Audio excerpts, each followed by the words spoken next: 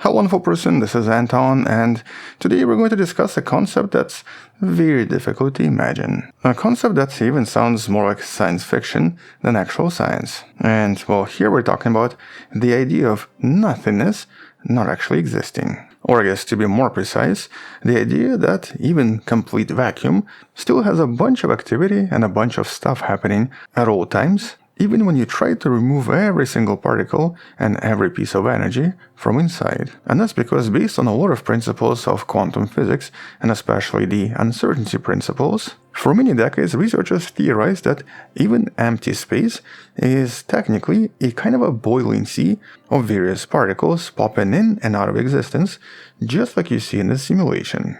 This is also sometimes referred to as the quantum foam. And this quantum foam is filled with these very unusual virtual particles, or these individual residents of this quantum foam, that pop in and out of existence in just a fraction of a second. Or at least these are the concepts that have been used in math for a very long time. Because when it comes to these virtual particles, detecting them has been notoriously difficult. However, in a very recent study and a very recent exploration on detections from the particle physics, and specifically this particular study by the STAR collaboration that was recently published in Nature, researchers might have finally given us the first ever look at this somewhat bizarre invisible world. Or I guess just to rephrase this, they might have officially confirmed the existence of these virtual particles because a couple of them was potentially detected.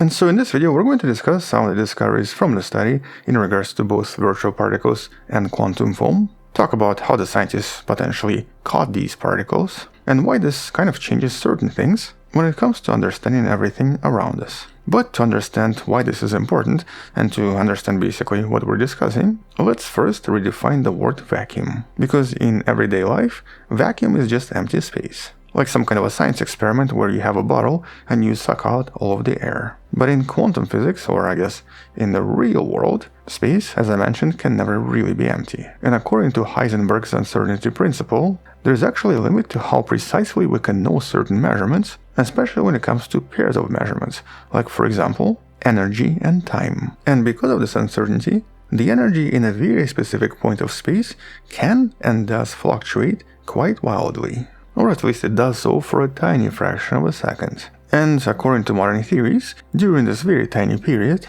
a pair of particles, some kind of a particle and its antiparticle, can actually borrow some of the energy from vacuum in order to exist for a split second before colliding and vanishing again. So once again, this is kind of what's happening right here. They appear and disappear, appear and disappear. And in quantum physics, this is what's referred to as virtual particles.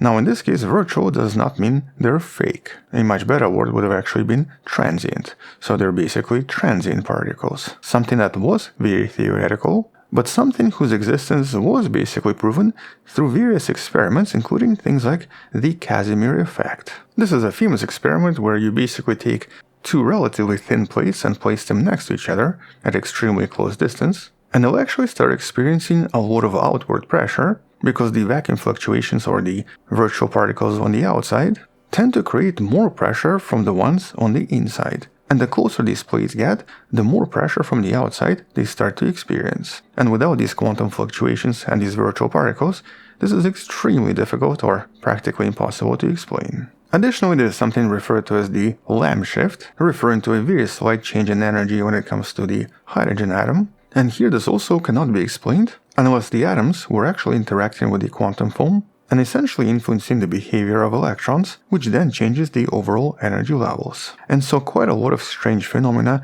have been explained by the existence and the presence of these virtual particles. As a matter of fact, some physicists believe that these fluctuations are so intense that they can even change the geometry of space-time itself, which then creates this quantum foam visible on a very large scale. And technically, this is how many fluctuations in the oldest light in the universe can also be explained.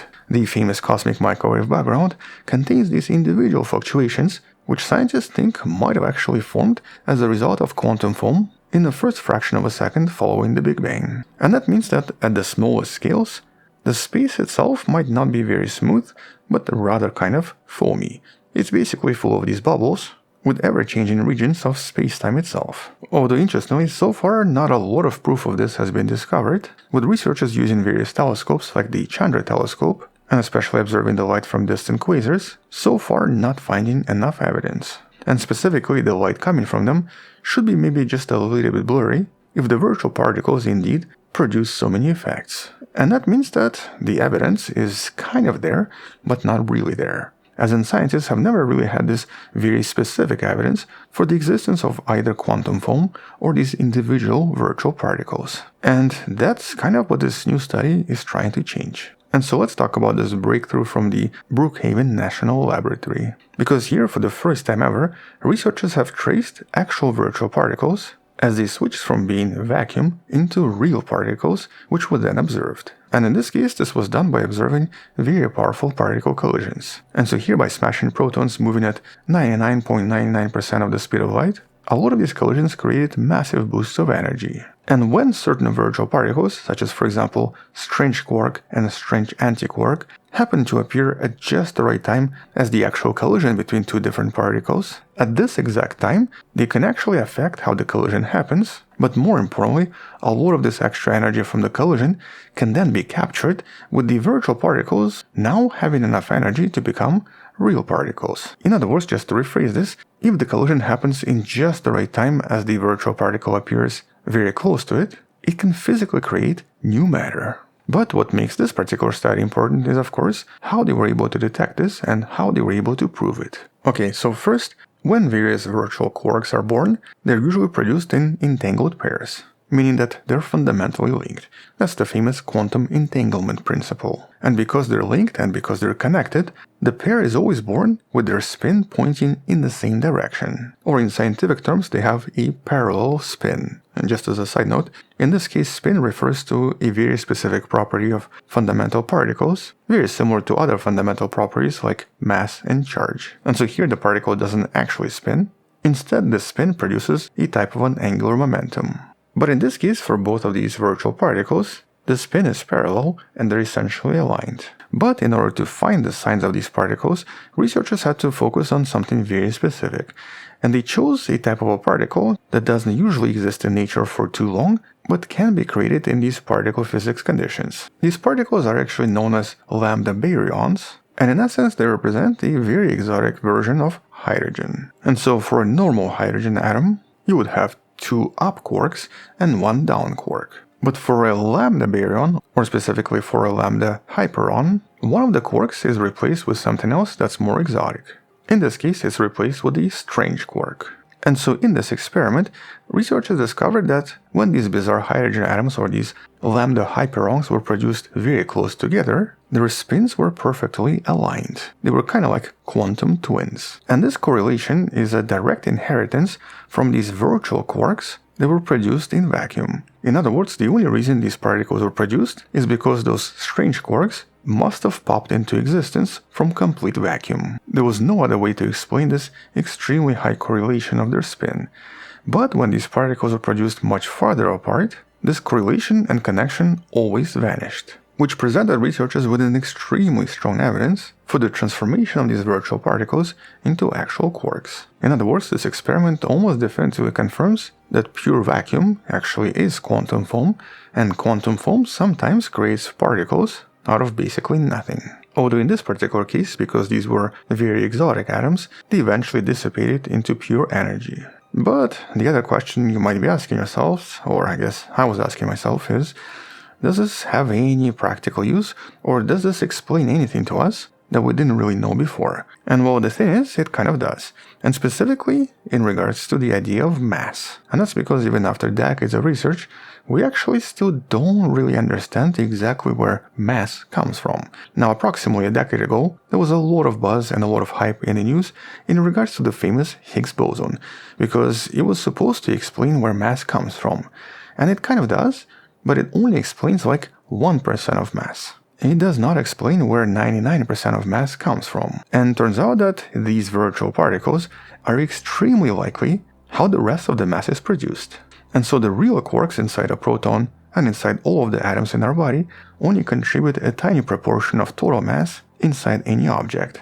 But most of the mass inside of us and pretty much all around us seems to come directly from the interaction of these real quarks and a massive swarm of virtual quarks and gluons that you can kind of see simulated in this older video we've discussed in the description. And so by tracing exactly how these particles become real, we may finally start to understand how mass itself is generated as well, and thus understand the physical mechanism that seems to create matter in the universe.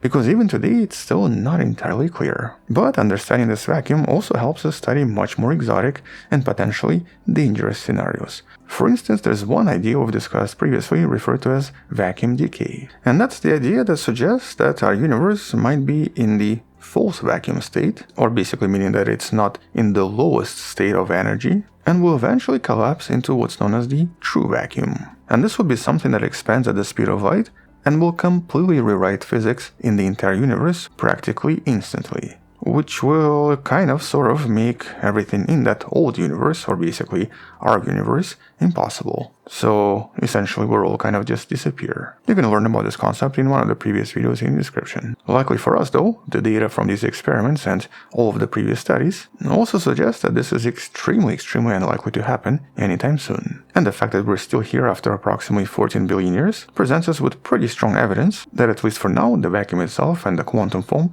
seems to be pretty stable. But this doesn't change the fact that this discovery and this detection is still pretty important. Mostly because we're now moving from just kind of thinking that these particles are there to actively being able to reverse engineer how it creates matter and physically seeing how nothing can actually become something. As a matter of fact, this even shows us that nothing is more important than something. Oh, that's kind of philosophical, Anton. But anyway, on a more serious note, this here is a very important reminder that right now quantum physics is still the best theory of physics we have, and seems to indeed be correct in mostly everything. And so even empty space between stars, and even the gaps between atoms in our body, seem to be filled with this very complex, beautiful, and vibrant world that involves a lot of activity and creates a lot of effects in the entire universe. And of course makes our own existence possible. But we're still just learning about this, and so only future studies will tell what's really happening here. On that note, we'll come back and discuss this more in some of the future videos. Until then, thank you for watching, subscribe, come back tomorrow to learn something else, support this channel on Patreon where you can find additional videos without any ads and can DM me directly, or by joining the channel membership that grants you early access. You can also support this channel by buying the Wonderful Person t-shirt in the description below. Stay wonderful, I'll see you tomorrow, and as always, bye bye.